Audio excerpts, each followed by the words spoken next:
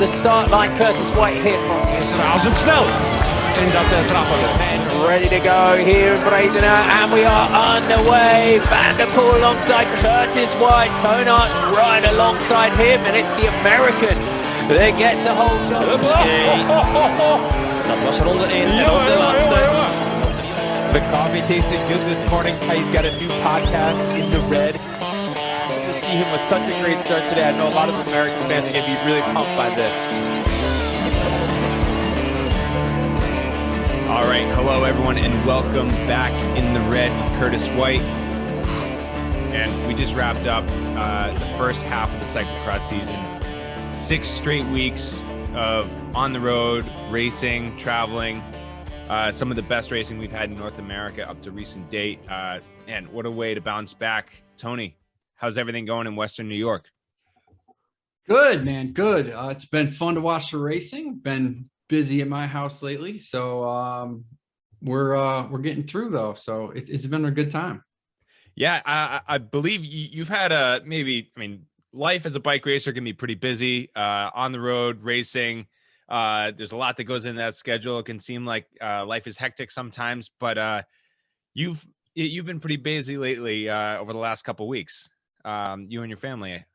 Yeah. We have a new baby girl just the last couple of days. So we've been in the red for the last week for sure in terms of getting sleep and running around and all that stuff. But it's been very good. Everybody's healthy and home and happy and adjusting really, really well. So we're very lucky. We've had a very nice week here and looking forward to kind of getting back to cyclocross and watching some racing and talking to you about some racing.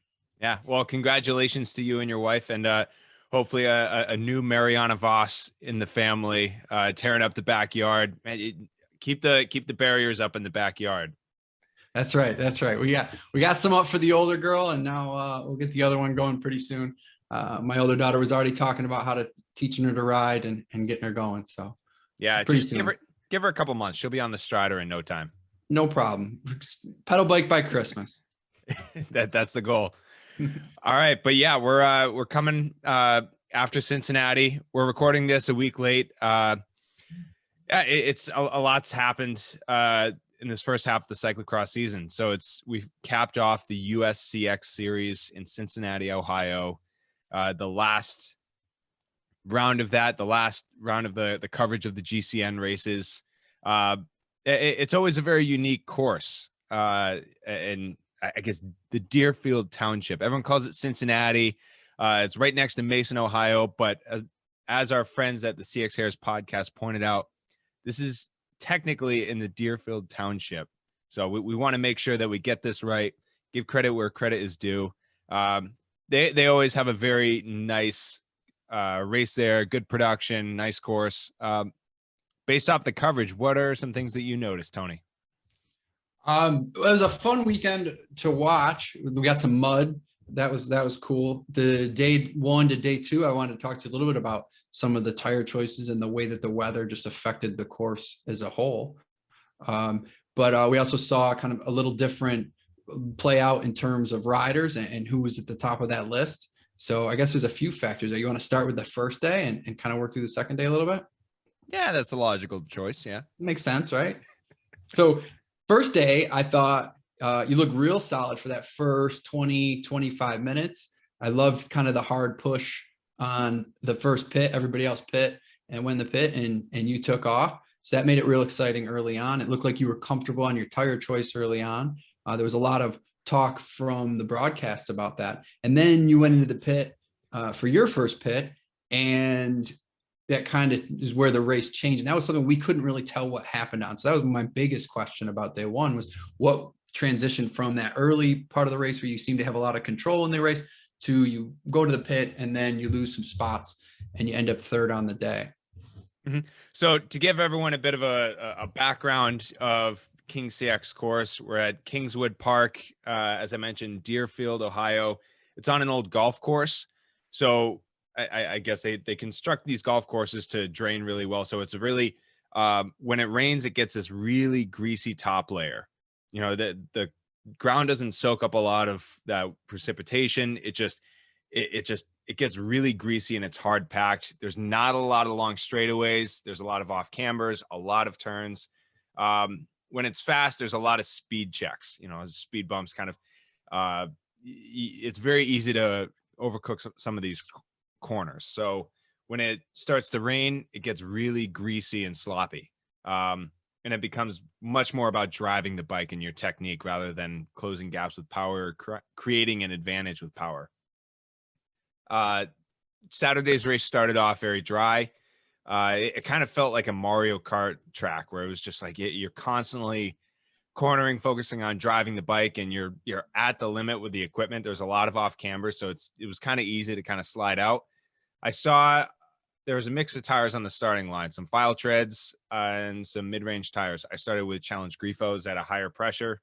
So that mid-range tire, with that, all the corners and the off cambers, I felt comfortable with that tire. I felt like a file tread was just, it was, I need a little bit more bite than that. So started the race with the Grifos, and there wasn't any rain on the radar that we saw for the weather coming up through the race, but about 25 minutes through the race, there was a flash of rain that came through that really just, it immediately like turned the race to like an ice rink, it felt like.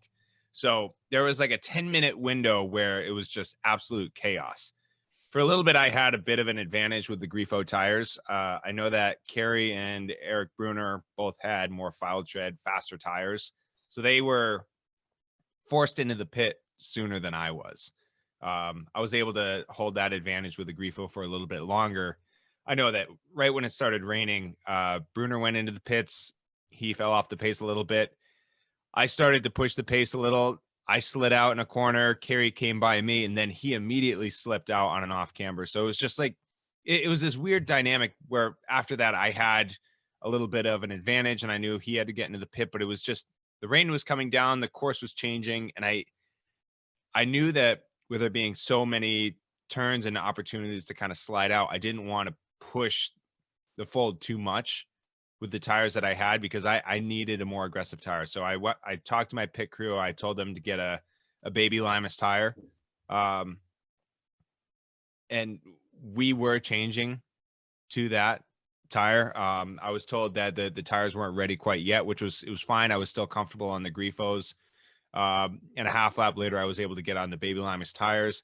But shortly after that, it's stopped raining and it started to dry up again. So there was like this 2 to 3 lap shuffle of things where we went from file treads were acceptable to get the Baby Limas, then back to a mid-range tire, and the course started to dry out. And it was just that little bit of a curveball that you really need that experience to know how to roll with it.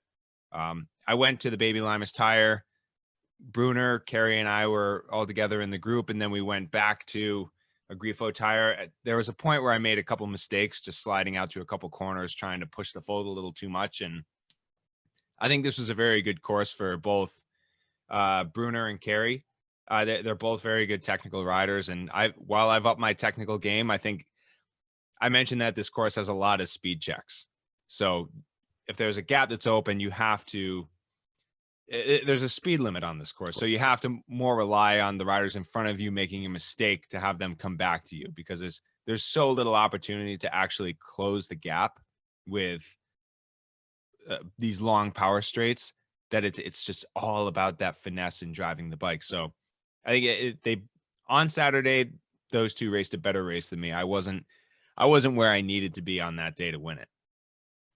So just for us at home, because we see it differently, and maybe, not only do we see it differently on the television, we see it differently than you see it as a racer. What kind of things come in as speed bumps that you talk about? Like what are things that we should be seeing on TV that help us understand what you mean by a course that's set up that way?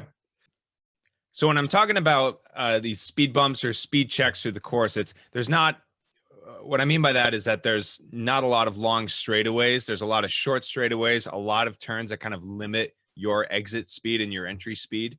And there's only so much you can wind it up in between these sections. And being a bigger guy, bigger than Kerry or Eric Bruner, that's where I wanted a little bit more traction with the tire. So that's why I went with more of a Grifo tire, as they started off with more of a file tread tire. We're able to get away with a lighter tire. So when we have these off camber sections where we're not always able to pedal, it's more about the entry speed that we carry into these features. I have the traction that I need for these sections, but it's just, and having more traction through these corners, I'm able to hopefully maximize my exit speed. But it's still, it's this kind of, it's this dance you need to have with the course, right? You want to have really good flow. You want to be able to maximize your speed, your exit speed through these series of corners, or to bring more into these longer straightaways or the limited long straightaways that they had. So, I mean, it's a unique course, and we don't often see a course like this in US cross, or certainly the previous couple weeks that we've seen. I think that if we go back over the last 6 weeks, we look at Roanoke, there were some tight turns there, but there were still some parts of the course where they used the elevation pretty good on that course, where they were able to have some harder pedaling sections, but it still had really nice flow to it. Rochester had a couple bottleneck points. Baltimore had some good elevation and some tight corner racing, but it also had some straight line racing, and they were able to use that elevation. Cincinnati, it's a very unique course in that they use these winding turns and off cambers on this course. So it's on an old golf course, and those are the features they have to use. So going into Sunday, it looked like you were a little more comfortable with the course. Or did you make some adjustments mentally? Did you make some adjustments with the tires? Was it just a new day? How does that work coming off of Saturday? Do they change the course at all? I know they only have so much to work with, but do the course features change at all on Sunday? They really didn't change. They didn't change the layout of the course from Saturday to Sunday. Cincinnati is always very interesting in that we always seem to have one day that's dry, one day that's really sloppy and raining and muddy. But like I said, being on this old golf course, it gets really slippery and greasy. This year on Sunday was the heaviest the mud I recall it ever being, and the most running I recall there ever being on this course. But it still was it was much more about driving the bike. So you're going across these off cambers that are very greasy and slippery, that I ended up running 17, 18 PSI on Limas tires. So that's the beefiest tire that we have. We kind of joke around calling it a tractor tire, because there's so much grip, and you'll find grip anywhere on a course with a tire like a Limas. So I was running very low pressure, just trying to look for those outside lines, those green patches of grass wherever I could, and get very creative with the lines to make sure I was hooking up with the tires. And sometimes it was just, especially that camel hump off cambers, you were running almost that entire section just because there was no traction to be found on that part of the course. Yeah, there was actually some pileups that we could see coming into that part of the course. Well, that's a nice part about the broadcasting now, is that you can actually be at home on your nice warm couch and you see these pileups. And I'm sure, Tony, you enjoyed that. I did. That's my favorite part. I love it. I absolutely love it. So late in the race, you and Kerry establish a pretty good gap, and it looks like we're back to Curtis and Kerry of old, kind of getting a battle here again after the Euros have gone home, and we're back into the American Cross. But you catch a post, and you think you had a little gap already at that point, but not a big one. And then you kind of catch a post there. What happens there, and how does that play out for you? Yeah, so it was an interesting dynamic throughout that race, because it was raining all day. The sun started to come out just before our race, so it kind of, the mud, it didn't dry out, but it kind of made it a little bit heavier. So I think we had a group that was able to stick with us for a couple laps, but it became pretty clear that not everyone could hold that pace. And Kerry and I really started to push the pace. And there were a few times that I felt like I had Kerry under pressure, which I've been racing against Kerry for so long that I know that these conditions they suit him very well. He's a very good technical rider, and I've tried to learn as much as I can from him over the years, and I've tried to train that skill as much as I can. And I feel like I've made a lot of progress with that. So a few years ago, I think it was 2019, we were racing in similar conditions. It was that very greasy, slick top layer, trying to find traction everywhere. You have to get creative with the lines. I remember being with him for 3, maybe 4 laps, and then the gap was made. This year, I felt like I was able to really put some pressure on some of these parts of the course. And at a couple times, I saw he had to dab or slide out, and I was able to get a little bit of an advantage and try to press him a little bit. But it's still, he's very comfortable in these conditions. And up until 2 laps to go, I was riding comfortably with him. And I think I had him a little bit worried. I think he indicated that in the post-race interview, which that was nice to hear. I had him under pressure, but yeah, with about a lap and a half to go, he started this longer drawn out attack, because still on this course, there really isn't a feature that it's one feature. If you nail it, it's lights out. You didn't really have that. So you had to really string together 4 or 5 sections of this course together and ride them really well to put someone under pressure. And he was able to do that for about half a lap. He put me under pressure. He created a 2 or 3 second gap. And I made a small mistake behind him where we were coming up around this off camber. I guess it was a near 180 turn, but it was this uphill off camber that we were turning around, and I was going really wide trying to find traction on the outside of this corner, and I got my foot caught up in a stake, and that was just the rest of my body wanted to keep going forward, and just the stake grabbed a hold of my foot, and I just come on. So I had my foot tangled up with that for a couple seconds. I got untangled, back on the bike, and that was 5 seconds right there, and I couldn't surge to get that back. Kerry accelerated. He heard it, or he knew that I made a mistake. And that was it. So it's that created the gap, and I tried to keep it as close as I could, but at the end, he was able to keep that advantage. So it was, I felt like I raced a good race that day. That was an effort I could be more proud of. I was certainly more proud of that race than Saturday. I was definitely disappointed to miss out on the C1. But I felt like I raced a much better race on Sunday in the mud. Were you feeling the fatigue of so much racing? I'm sure everybody was. Everybody did it as well. You weren't the only one who'd put in that effort, but all you guys had put in such a big block and so much travel over the weeks leading up. Do you felt like you felt that and other riders were feeling that, or were you kind of in the zone and at this point, that's just how racing goes? I refuse to think about that until after the racing. And I think there's a lot of athletes that are in the same boat where they don't want to think about it until after the racing or after the block.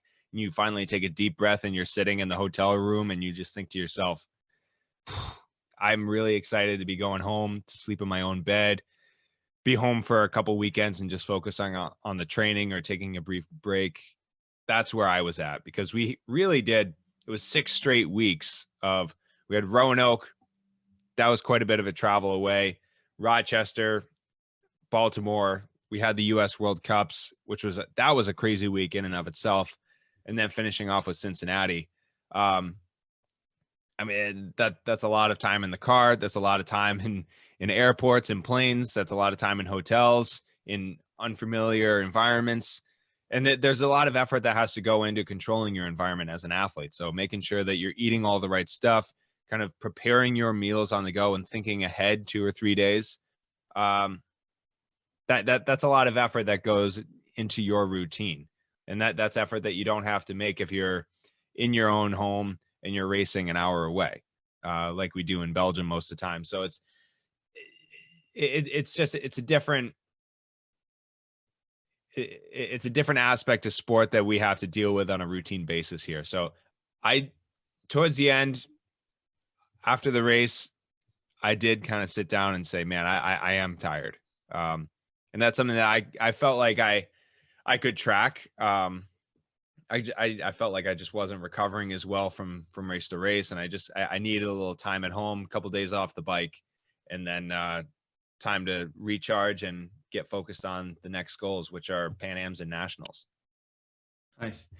Before we transition into that, because I definitely want to talk about next goals and upcoming schedule. How do you feel about the USCX first year? NC rounds it out.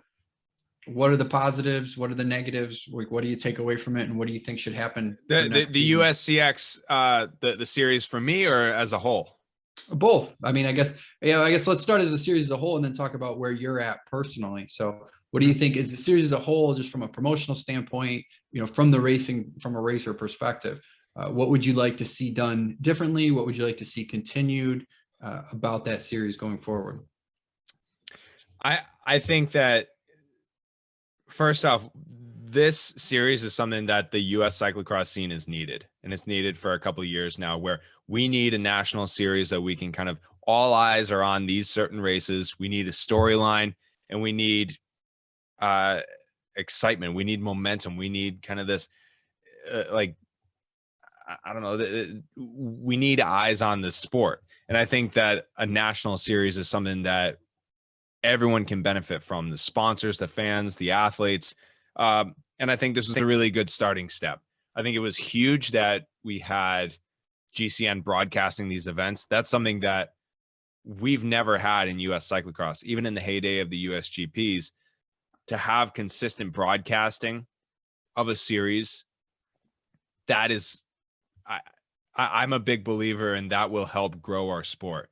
I think there's been some criticism about the quality of that, but I think if you go this past weekend in Cincinnati and you go back to GCN and you look at the coverage, that was good quality coverage from what I saw. And I think they started to catch their stride, and I hope they're able to help to keep growing with that momentum that they were able to generate. I think that the promotion of the series as a whole, there can be more to be done with that. Because we are trying to generate a storyline. We want interest. And I think a part of that too is, there is the excitement you want to generate through social media and through the storytelling aspect. But also, I think the US cyclocross scene the season is unique in that, aside from the national championships and PanAms, all of the important races happen in this 5-week window at the beginning of the season.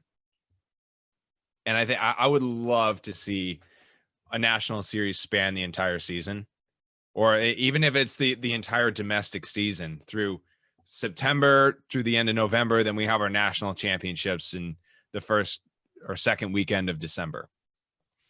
That would be a schedule I would love to see happen. Yeah, that makes a lot of sense. And I wondered the promotion thing too. I think those kind of two pieces there that I imagine people will build on. That's what they're looking at. But with a lack of media in cyclocross, and we have CX Hairs that does a great job, but they're kind of one of the only ones. I think Cyclocross Magazine is doing a little more now. But when you don't have a lot of media coverage of these kind of things, you don't have storylines, right? So it's a weird thing that the promoters have to put together the events, but they also have to kind of promote and develop those storylines. We also have to have maybe more races or a longer timeline or less conflicts with the World Cup in order to bring those storylines out a little bit more. I know that CX Hair guys said a few weeks ago, they were talking about it. One of the criticisms they brought up, I thought was really insightful, was the fact that we weren't seeing a lot about where the standings were, what the battles were for it, and then there's no prize money on top of it. So what's the motivation to be involved with it? And certainly the TV coverage was a huge one. But in terms of building forward that longer season, as well as more development in what's happening, I think might entrench the fans more from the fan perspective. I don't know how that plays for racers. Yeah, I completely agree with that. And I think that if you look at the Pro CX calendar, which is different from the USCX, USA Cycling is routinely every single weekend updating through their Instagram stories who's leading the Pro CX calendar. But that isn't a series. It's a calendar that there's points associated with, and it just includes all the races. All the UCI races in the US cyclocross season are a part of the Pro CX calendar.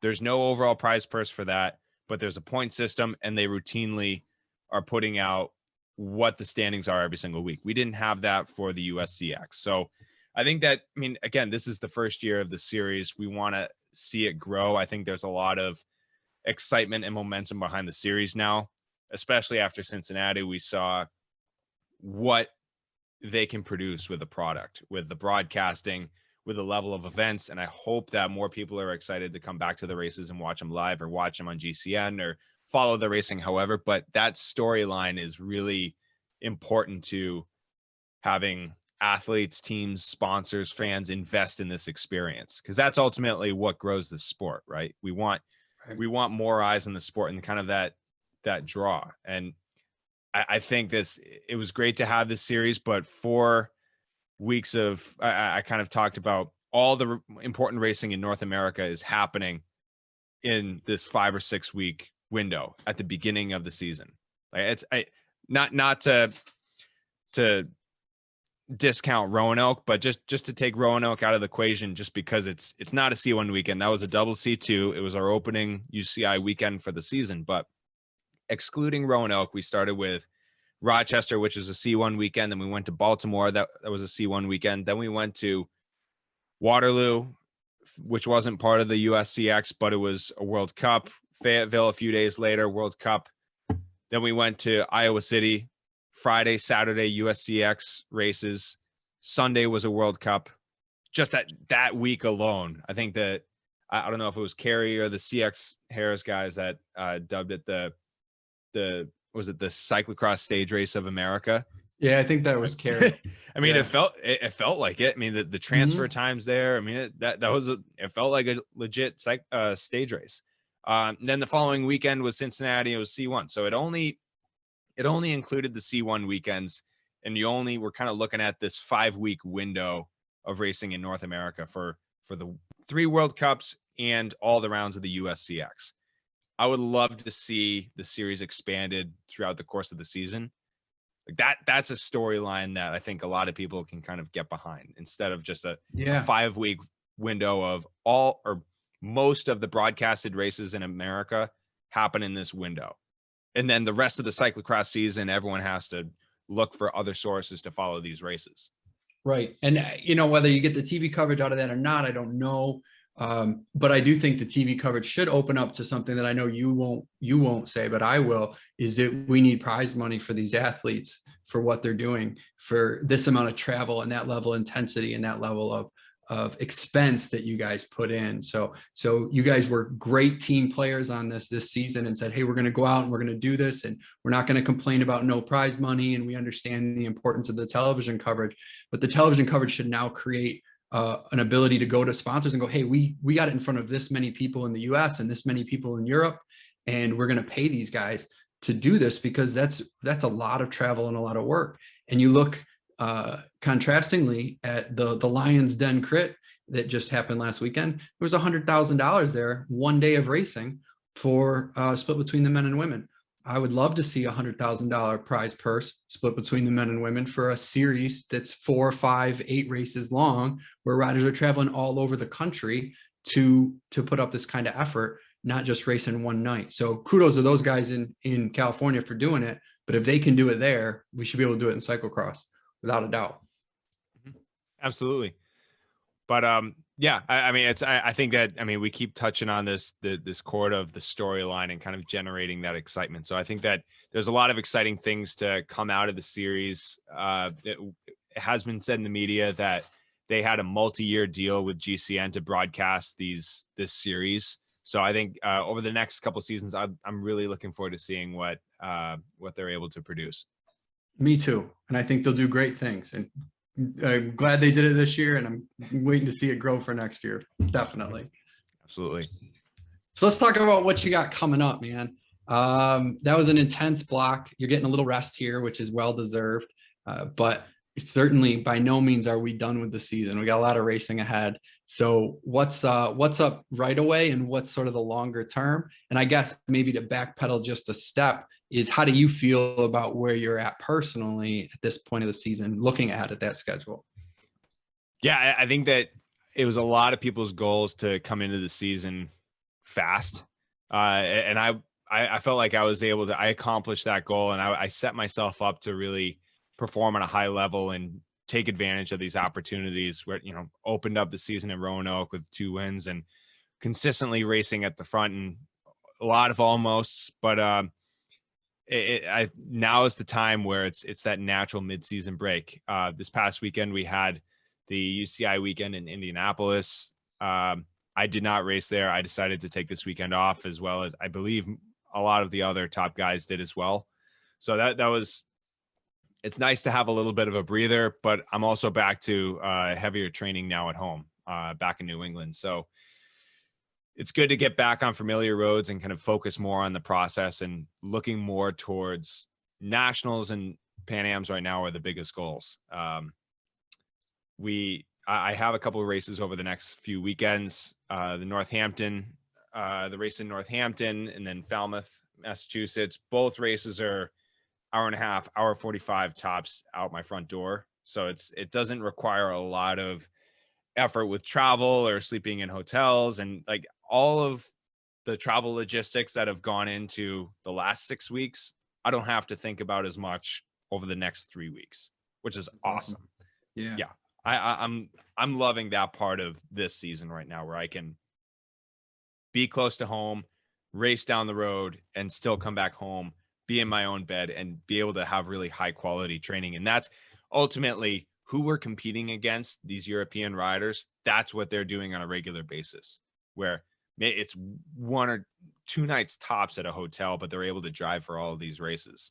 So that's something that I'm very much looking forward to, and kind of being able to dial in my process. So focusing on making sure I'm getting in all the right sleep, the recovery, the nutrition, the right training, everything's measured. Yeah, that's something I'm really looking forward to. After those 2 Massachusetts races, going down to North Carolina, to Hendersonville, to Kerry's turf. So trying to beat up on him down there, trying to get him on his home turf again. And week off, Pan American Championships in Garland, Texas. Following weekend, National Championships. Then over to Europe for the rest of the season. Very good. So PanAms, I know there was some question on PanAm. So you just mentioned the location. We're good? Everything kind of is firmed up on that now? I believe so. Yeah, I think up until very recently, there was a big question mark about PanAms, but we're excited to see the race on the calendar. I'm excited to have a race the weekend before the national championships. That's something that I think when we went to the national championships in January, to have a be in line with the international national championship weekend. I believe it's the second weekend of January or the first weekend of January. That was an important experiment for US cyclocross to have, because I think we wanted to grow the season or make the season longer to have more races in December and maybe up into January. But the season didn't really grow. We still had overlapping weekends early in the season. And I think it was an important experiment for US cyclocross to have, but we moved our championships back to December. And there's been a couple of years where we didn't have races right before the championship. I know in years past, we've taken 2 or 3 weeks off before the championships, and everyone goes for training camp, and no one's really sure where everyone where they are after big training blocks. But I'm really excited to have not just a race, but a high level race right before the national championships to kind of really sharpen the sword, and everything's there. You know exactly where you are, you know where your competitors are. And it's kind of like that's just the test run before nationals. And how important is that to have that before going to Europe? Is that helpful to be able to hit those big races and then be able to go race at that next level? Yeah, because a lot of November, I'm going to be training pretty hard through it. I have races that I'm lucky enough to have races that are close by, so that cuts down on the effort of travel days, and it makes the recovery much easier. So I'm able to have more of an output with training through most of November. So I'm able to really train most of November, have a good volume, sharpen the sword with PanAms, hit nationals, and then go over to Europe through December, January with a good base and a good foundation, and coming back to the US the end of January to hopefully finish things off strong in Fayetteville.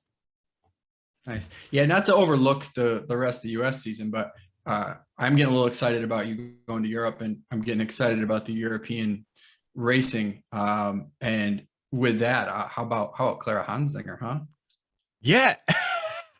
I can't believe we didn't talk about this already. So we're recording this Monday. We were talking about this in the green room, but the Koppenberg Cross was this morning.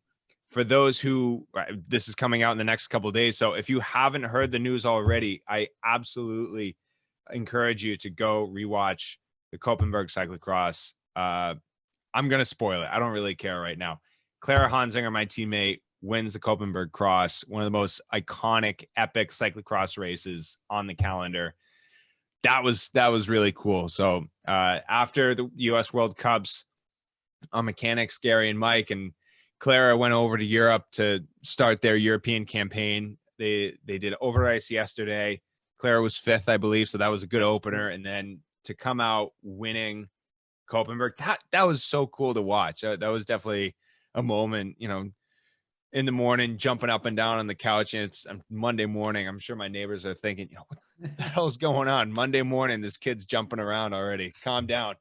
These bike racers need to get a real job. It's Monday morning. Get out of your apartment. Making all this noise. What the heck? Yeah. No, I actually have not, as of right now, I've not seen it. I'm going to watch that tonight. I watched Over Ice last night, but I wasn't able to watch it this morning. But I'm really excited to see how it plays, and I'm thrilled that she won. So even though with the spoiler, I'm still stoked to go watch it. Absolutely. So there's a lot of exciting races coming up, both sides of the pond.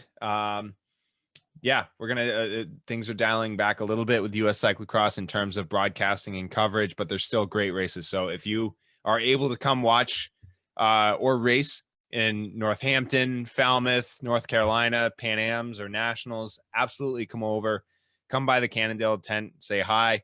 Hope you bring your cowbells, cheer on, or have fun at the course, or just tune in on the mornings and to GCN or Flow Bikes or wherever you can watch these races. And that's how I start most of my weekend mornings. If I'm racing, get a little morning spin on the rollers, put on whatever race is on. So I'm riding on the rollers in the hotel room, watching the whatever race is happening in Belgium, and then get ready to race my race later in the day. So that's a good routine to have. Yeah, absolutely. So speaking of Cannondale, you put out a video just recently that I wanted to ask you about. You and I talked a little bit about this project this summer, just personally, and then I hadn't really followed up with you about it. But this long way home ride and video that you did, I watched the video. It looked a lot like both fun and crushing at the same time, which is right up your alley. What sparked this project, and how did that all come together? Yeah, that was a really exciting project that myself and my buddy Chris Norvald we did. Basically, so this is Cannondale's 50th anniversary. 1971, Cannondale started as a company, and they've come a long way.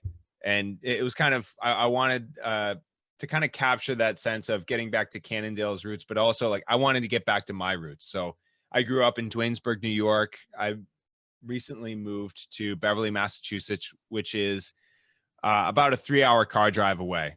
But I wanted to kind of do something crazy and ride all the way home from Beverly to Duanesburg. We broke it up into 2 days. It was about 150 miles both days. I think it actually total ride 296 miles.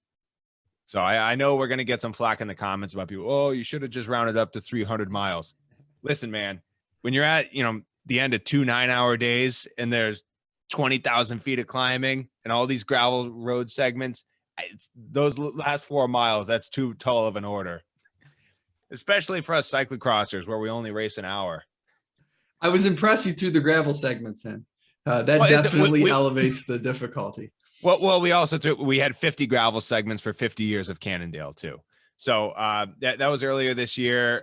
From a training perspective, it was cool to get in a bigger block like this because I was starting to get ready for Unbound Gravel, and I had these longer events lined up, and it fit really well into a base build that I was doing. So I wanted to kind of go into unfamiliar territory, try out new roads, and just do something I haven't done before. And that was a lot of fun. So my buddy Chris Norvald did the editing and the videography. My girlfriend Caitlin was driving the car and helped me out, give me water bottles when I was almost going into the ditch. But it was a lot of fun. At the end of the project, there was this moment of disbelief that I can't believe I just did that. It was kind of, especially going over the Berkshires and coming into New York, it was a really cool feeling. But that was a fun project to do. If you haven't checked it out, check out the show notes below this podcast. We'll include it there. It's on my YouTube channel. it was a fun project to do. So happy birthday to Cannondale, 50 years. And it was fun to get back to my roots and take the long way home. So. Yeah, I saw you did some of the Fundo course with Powers. I did that ride a few years ago. It broke me, man. That was a tough day, and it was not the ride you did. It was 70 miles and a bunch of gravel sections. Super fun. I mean, the course was really fun. It was hard, man. It was hard. It kind of reminded me of some of the Dirty Bikes Gravel Series courses where it was just these really sharp, punchy climbs. And I think that the second day that we did, I looked at it took about 4 hours to do maybe 50 miles. I was like, oh boy, we really need to pick up the pace because we have about 90 miles left to go. But it was, we really needed to pick up the pace, I felt like. But once we got over those hills, it was fine. But man, it was hard. Gravel roads. It's funny you bring up dirty bikes because that year you had raced and Powers had raced one of the events I put on there in Prattsburg, and when Powers got done with Prattsburg, he was chasing you and Anthony Clark the whole way. When he got done, he was smoked, and he was upset with me on the difficulty of the course in a good way, but he came back and just gave me an earful about the difficulty of the course, at least as much energy as he could put into that at that time. But, I think it was mostly your fault and Anthony's fault for pushing the pace. But then I went out and did the Fundo with him, and I came down toward the end and I was just smoked. And he looked at me, he goes, "I got you back, dude. I got you back." And I was like, "Yeah, you certainly did." Because that one hurt. That one hurt bad. Yeah. But it was a great course. And if people haven't done that ride, it's an awesome ride, an awesome event. So I don't know if they're doing it again this year. Hopefully they are. I hope they do, because it really is just getting a look at those roads. That it was cool to kind of be a part of that. And we also incorporated visiting a couple Cannondale dealers along the way, Assabet River Bikes, and Northampton Bicycle. It was cool to get, we got a feel for kind of the heartbeat of this industry, right? And kind of what it's like going to different bike shops. Assabet Bikes, we saw Tom Stevens. If you're a New Englander, he is, for lack of a better term, the godfather of cycling in New England. You go into the shop and it's just the history on the walls, these old steel frames and wheels. It was cool to see how far the bicycle and the bicycle industry and just racing has come over the last few decades. And then you go into Northampton and the bike shop there, and it's a completely different vibe and feel. There's a bar in the back part where you can either get a beer or a coffee and hang out, and it's more casual and social. There's a TV on the screen, and it's much more casual of an experience. So at the end of the day, you go to a bike shop for an experience, right? Mm-hmm. It's not just one dimensional. So it was really cool to highlight different kinds of bike shops, different experiences, and then that journey along the way. So I had fun with it. I had a lot of fun with it. Maybe I'll do the ride again next year. Maybe we can do this organized ride from the North Shore, Massachusetts to the capital region of New York and just have some fun with it. All right. Well, I want that e-bike Powers was riding then. I don't think he's going to give it up that easily. Oh. All right, man. Well, I think that wraps us up for the day. Yeah, I think so. That was great talking about Cincinnati, wrapping up the USCX, and looking forward for the rest of the cyclocross season. So, Tony, thanks a bunch. Really appreciate it. And thank you all for listening. And I want to give everyone a quick reminder. If you haven't done so already, leave us a comment, like, share, subscribe, wherever you listen to podcasts. All those things help us get the word out and help grow the show. We'd love to bring on more sponsorship and get the word out and kind of broaden our audience to kind of get the word out and just talk about cyclocross. Also, if there's anything you'd like to hear us talk about or guests you'd like to have on, shoot us an email at inthered@curtisjwhite.com, or shoot me a message through my website or social media. You can find me there. So thanks again for listening. Really appreciate it. Take care, stay healthy, keep riding, and we'll catch you soon.